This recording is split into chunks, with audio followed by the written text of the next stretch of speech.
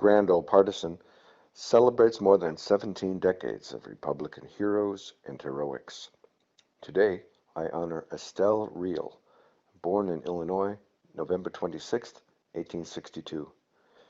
She studied in Chicago and St. Louis and Boston before, at age 23, moving to Cheyenne, Wyoming for a teaching job.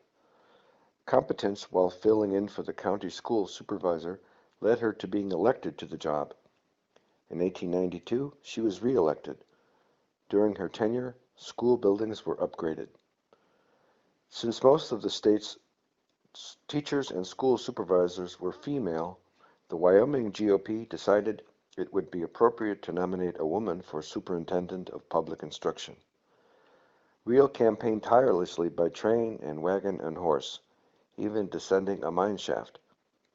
One newspaper called her one of the best educated and most brilliant women in the state, equal to every duty that will be required of her in her official capacity, and it behooves every man and woman in the state to vote for her.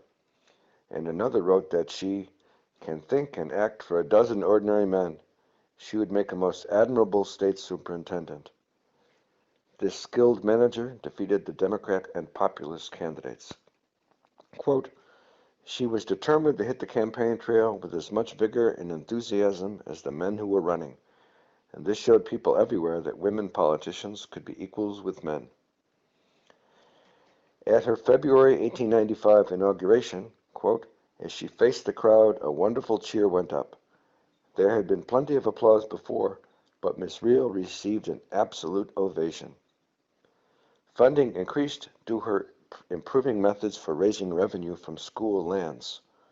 She supported a standardized curriculum for both rural and town schools. Her pamphlet, Outline Course of Study for Wyoming Public Schools, was a guide for teachers. She also served on boards overseeing the state prison and asylum and mental hospital. A newspaper observed that, quote, she has made a good officer and is to be highly commended. Such was her success that some Republicans touted her for governor. Reel coordinated William McKinley's 1896 Wyoming campaign and attended the inauguration at his invitation. Several months later, she was delegate to a Women's Republican League national meeting. In 1898, President McKinley appointed her U.S. Superintendent of Indian Schools. This made her the first woman confirmed, and unanimously too, by the U.S. Senate. Superintendent Reel traveled more than 65,000 miles, visiting the 250 schools and 20,000 students in her charge.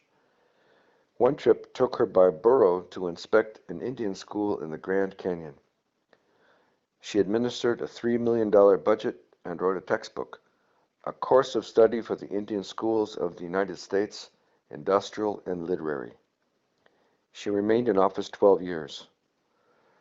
Quote, by education, culture, courage, executive ability, and powers of endurance, she made herself a leader in every field of action she entered.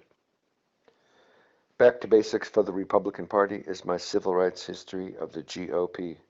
To quote the book, the more we Republicans know about the history of our party, the more the Democrats will worry about the future of theirs.